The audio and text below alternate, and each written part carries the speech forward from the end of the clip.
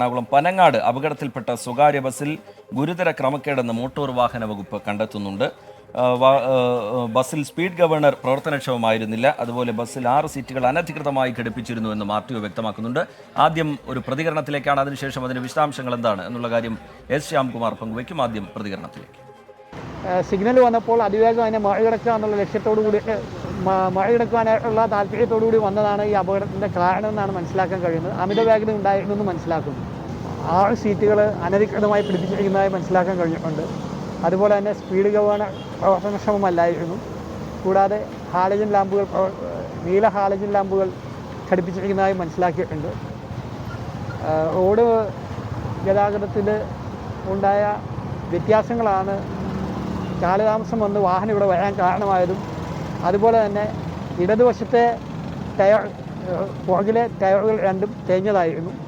അതും അപകടത്തിൻ്റെ ആഘാതം കൂട്ടിയതായിട്ട് മനസ്സിലാക്കുന്നു. എസ് ശ്യാംകുമാർ ചേരുന്നുണ്ട് വിവരങ്ങളുമായി കൊച്ചിയിൽ നിന്ന്. ശ്യാം, ഈ ബസ്സിൻ്റെ നിയമലംഘനങ്ങളുമായി ബന്ധപ്പെട്ടുള്ള വിവരങ്ങൾ അതിപ്പോൾ പുറത്തു വരുന്നുണ്ട്. ഇതാണെങ്കിൽ ഒരു ഒറ്റപ്പെട്ട സംഭവമല്ല. ഇത്തരത്തിൽ നിയമലംഘനങ്ങൾ നടത്തിക്കൊണ്ട് സഞ്ചരിക്കുന്ന വാഹനങ്ങൾ ഒരുപാടുണ്ട്.